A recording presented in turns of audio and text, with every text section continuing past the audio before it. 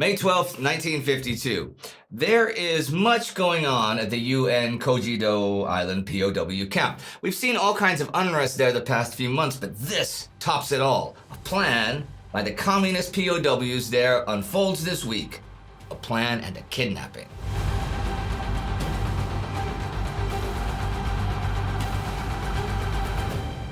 I'm Indy Neidell, and this is the Korean War.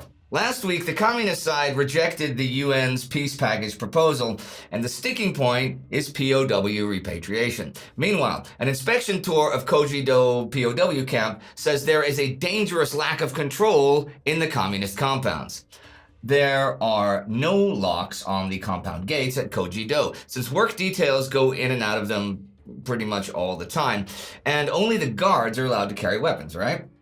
However, the guards are not allowed to keep around in the chamber and are only authorized to shoot in self-defense or very serious emergency. I'm telling you this because there is an element of risk for camp officers, including Commandant General Francis Dodd. See, in the past, communist prisoners have managed to kidnap UN soldiers on several occasions. They were all released unharmed after the prisoners' complaints were heard. It seems, though, that they have decided to try to capture the biggest fish in their pond, General Dodd. They are well aware of his habits and well aware that he really wants to decrease the high tensions at the camp. He is often seen unarmed at the gates of the compounds talking to their leaders. This does keep him more in touch with what's going on, but increases an already risky situation. The communist POWs make their plans based on his willingness to come to them in person. On the evening of the 6th, a work detail returning to Compound 76 refuses to go back in. First, they want to speak to Wilbur Raven, who commands the compound and the 94th Military Police Battalion. This they do, and they tell him that some guards have beaten some prisoners in the compound. Raven says, sure, we'll investigate, but they say they want to talk to General Dodd the next day about it. Raven doesn't really say yes or no to that. I mean, he doesn't want them thinking that the Camp Commandant is at their beck and call. But he says he'll pass on the message, since the prisoners say they'll allow themselves to be listed and fingerprinted in exchange. This is very clever, since after the hoo-ha over the POW screenings recently, Dodd has been told he needs to make an accurate roster of all the POWs on the island, and this will only make that easier. Dodd drives up just after 2 p.m. the 7th and stands outside the compound, as he and his guys usually do, listening to the POW complaints about food or clothing or whatever, the unlocked Sallyport gate between them. The discussions lead on to the political, specifically about the truce negotiations. Now, the POWs several times invite Dodd and Raven in to sit down, to which Raven says a firm no, since he has actually been taken hostage in the past. More prisoners arrive to listen to the discussion, and then a work detail arrives to head out. They go through the Sallyport, and the outer door is opened. It is not closed behind them. And suddenly, the prisoners spring forward and grab Dodd and Raven. Raven manages to get hold of a post and holds on until the guards come forward with bayonets. But Dodd is not so fortunate and is dragged into the compound, then behind a row of blankets draped over the inner barbed wire like a wall, so no one's gonna shoot. And then he's rushed to a tent that is prepared to receive him. Apparently, it's not the only one, since the POWs tell him that the kidnapping has been planned so that if they didn't get him here, it would happen at one of the other compounds. So, this is Phase 1, and it is now complete, and Phase 2 can begin. And it begins a few minutes later, when they hoist a large sign that reads, "We captured Dodd. As long as our demand will be solved, his safety is secured. If there happen brutal acts such as shooting, his life is in danger." Dodd writes a note that says he's okay and he has it sent out. He also asks that they don't send any troops in to rescue him until after 5 p.m. Maybe he thinks he can convince them to let him go or something, I do not know. The word of Dodd's capture is sent to the commanding general of 2nd Logistical Command, Paul Yount, and from there to U.S. 8th Army Commander Jim Van Fleet. Van Fleet tells Yount right off to not use force to secure Dodd's release unless he orders it. Koje-Do camp is without an active commandant, though, so Yount sends his chief of staff William Craig down there to temporarily take over, relaying Van Fleet's orders to him. We are to talk them out. Obviously, if someone makes mass break, we most certainly will resist. But unless they attempt such a thing, under no circumstances use fire to get them out. Wait them out. One thing above all, approach it calmly. If we get them excited, only God knows what will happen. It's fairly obvious from how Koje-Do has been lately that a major uprising will mean major violence and a lot of casualties on both sides. It will also be a PR coup for the communist side. As for Dodd, he's trying his best to keep it local as well, agreeing to be a go-between for the prisoners to relay their demands to the folks outside. He recommends that representatives from all of the other compounds come to number 76 for a meeting to work out just what the demands to be submitted are. They also install a telephone. Dodd says don't send in any troops to get him on the phone. He thinks he's safe, at least for the time being. I mean, if anything happens to him, what do the communists have to bargain with? The night of the 7th passes, and the communists have won round 1, kidnapping the general and getting him to open negotiations. What in the world will happen next? Well, in the morning, the POW reps give Dodd a list of demands. One thing they really push for is to be allowed to form an association of prisoners and have telephones to talk between compounds and vehicles for traveling between them. Dodd says sure, although technically he does not have the authority to make any such agreements official. After this, though, the reps want to go back to their own compounds and tell everyone else how it's going. Yount won't let them until he's overruled by Van Fleet late in the afternoon. So by the time they've gone to give reports and return to Compound 76, it is the evening. While this is happening, Craig is busy with other preparations, as you may imagine. He's ordered in gas masks, grenades, and machine gun crews. The 3rd Battalion from the 9th Infantry boards an LST at Busan to cross over. He has the whole island ringed with boats from the South Korean Navy, should there be any attempt at a mass escape. And planes from the Air Force, the Marines, and the Navy are on call.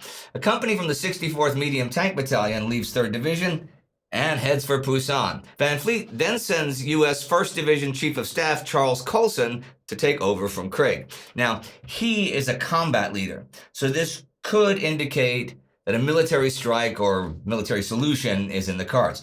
Furthermore, Olsson knows nothing of conditions at Koje-Do, and not even all that much about the issues being talked about at the Panmunjom peace talks. He is a field soldier.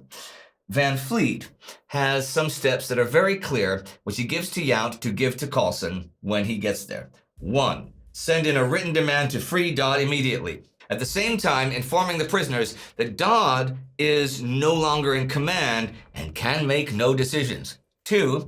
If they don't let him go, Yount is to set a time limit and warn them that they will be held responsible for Dodd's safety when force is used. 3. As the time limit expires, force will be used to enter the compound, release Dodd, and gain control. Late on the 8th, Yount passes along the orders to Olsson. How is Dodd doing, you may ask? Quite well. He's comfortable, he's being fed, they bring in his ulcer medicine, but it is clear he will be the first casualty if it all goes to hell, and they will violently resist any rescue attempts. He is actually okay with cooperating with them to hopefully reach a bloodless settlement. May 9th begins, and Olsson issues another demand for Dodd's release, and then another one 6 hours later. North Korean Colonel Lee Hak-koo, the spokesman for the prisoners, finally responds and says that Dodd has already admitted he has practiced inhuman massacre and murderous barbarity against the prisoners. They have no intention of letting Dodd go until they've settled their differences with their captors. One might think that the next step for Olsson is an ultimatum and a time limit, but he wants to wait until that tank company arrives from the mainland, and that will not happen until late on the 9th. So any action to take control can't begin until the 10th. In the meantime, Olsson stops the reps from going back and forth between their compounds and number 76. As for the Communist POWs, the capture of Dodd assumed a new perspective. They informed their hostage that they were going to discuss the alleged brutalities committed against their members, repatriation and screening, as well as the POW Association. Whether the expansion of the communists' objectives was spurred by their success in using Dodd and the willingness of the UNC to negotiate, or was a planned development, is difficult to determine. It may well have been a combination of those elements that emboldened them to press their luck. They set up a people's court and list 19 counts of injury or death to compound members, each of which Dodd must answer to. Now, this is not a kangaroo execution court. They do listen to his explanations, and they do dismiss accusations, but the spectacle of prisoners, still captive and surrounded by heavily armed troops, trying the kidnapped commanding officer of the prison camp on criminal counts and making him defend his record, was without parallel in modern military history. While this is happening, and Coulson is waiting for the armor to arrive, he has automatic weapons set up all over in pairs in strategic locations. He also has William Kernan, commander of the 38th Infantry, put together a plan to break into Compound 76 that uses tanks, flamethrowers, armored cars, tear gas, machine guns, that sort of stuff, to be ready to put into action at 10 a.m. on the 10th. The afternoon of the 9th, Van Fleet himself arrives at Koje-Do. He has talked with outgoing UN Commander Matt Ridgway and incoming one Mark Clark, I'll get to that in a minute, who has just arrived in the theater, and they all agree on no press allowed and no photography of this whole escapade. They want Coulson to be sure that any non-belligerent prisoners have every opportunity to surrender peacefully, even while engaged in battle for the compound and the camp. Van Fleet also does not want U.S. troops to go into the compound until they forced obedience with firepower from outside. He is willing to allow a prisoners' association, but tells Coulson he is authorized to use whatever force he likes to get Dodd and secure control. Whatever does happen, he wants dispersion of the compounds to follow. He leaves the timing of things in general up to Coulson, but negotiations end at 10 a.m. May 10th.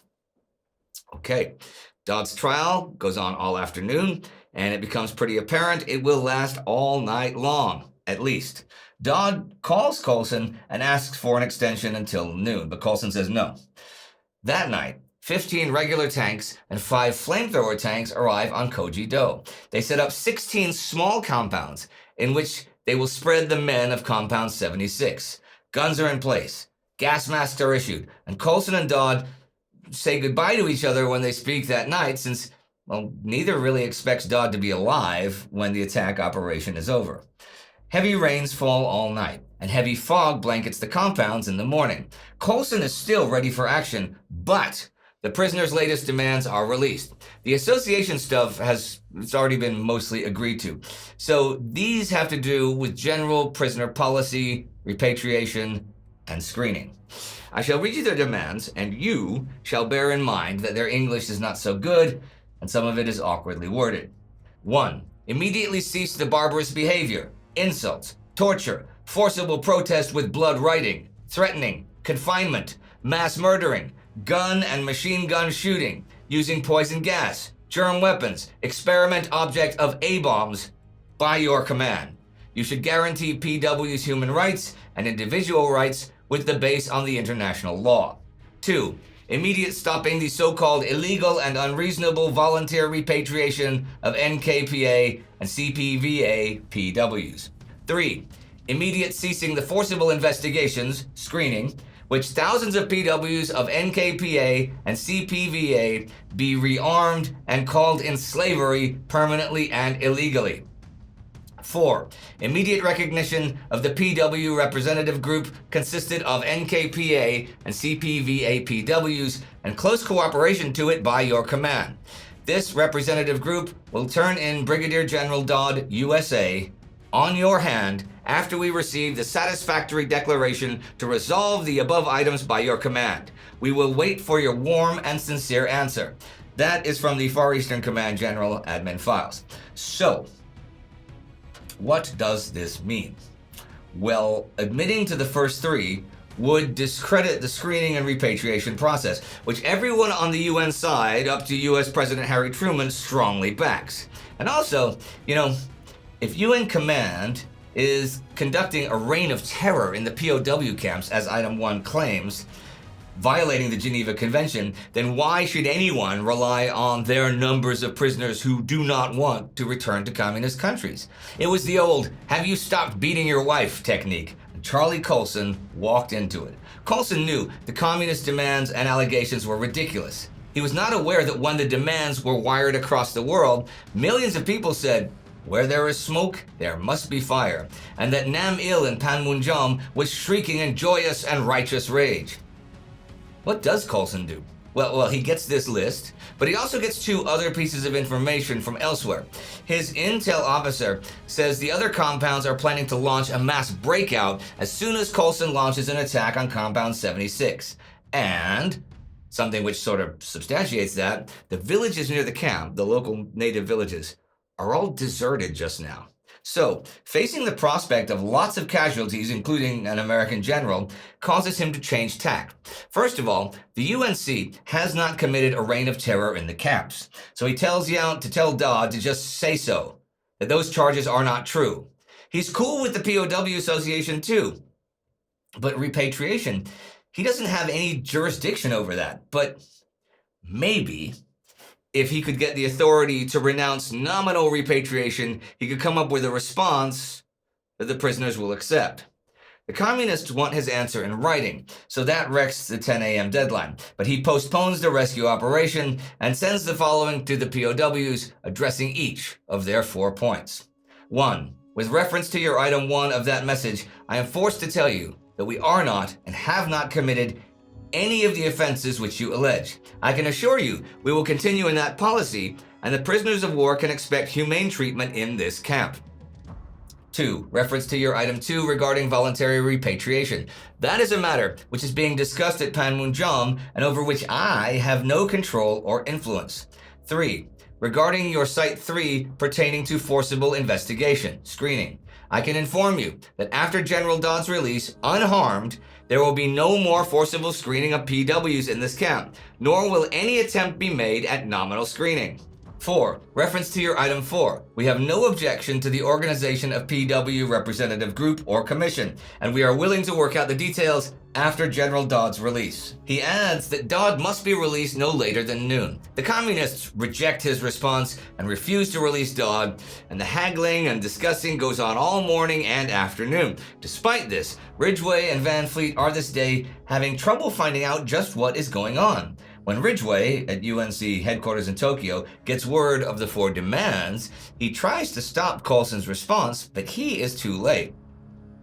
He realized the propaganda value of an admission of the prisoner's charges, but Van Fleet had assured him that Colson's answer carried no implicit acknowledgement of illegal or reprehensible acts. As the afternoon drew to a close and no report of Colson's negotiations arrived in Tokyo, Ridgway became impatient, pointing out that incalculable damage might be done to the UNC cause if Colson accepted the prisoner's demands. He complained of the lack of information from Koje-Do. Thing is, Van Fleet doesn't know all that much more than Ridgway does. Even Yount doesn't, and he's a lot closer to it all. Colson has been busy all day long. But what he does next, and how this resolves itself, I shall continue next week.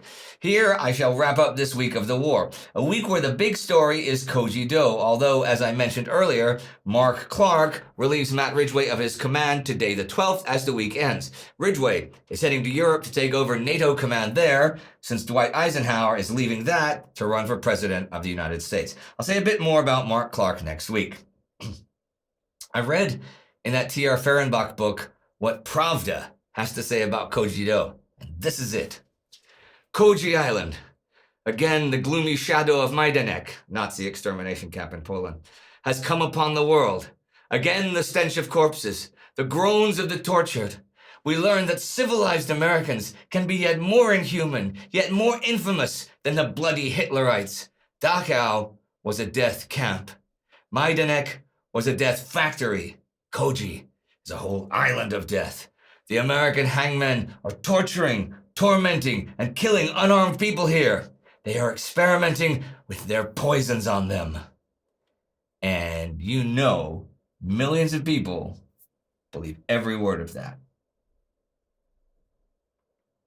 So, breaking the timeline and the channel line to remind you that I am giving an online lecture June 9th at 6 p.m. Central European Time for the Smithsonian Associates on the Brusilov Offensive. If you don't know what that is, you should, because it was the biggest or deadliest battle of the First World War, for real, and has at least a claim to being the deadliest battle of all time. There is a link below if you want to get a ticket and check me out in live action talking about stuff I covered week by week 10 years ago. Wow, where does the time go, huh? Well, I don't know what happens afterward with the lecture, if you can watch it later. I assume somehow, but for that, you will have to ask the Smithsonian Associates. The Time Ghost Army member of the week here is Ivan Vuksanovich, and that name sort of fits the Brusilov theme. And you too can join the Time Ghost Army, which makes everything we do possible at timeghost.tv or patreon.com. Do not forget to subscribe. See you next time.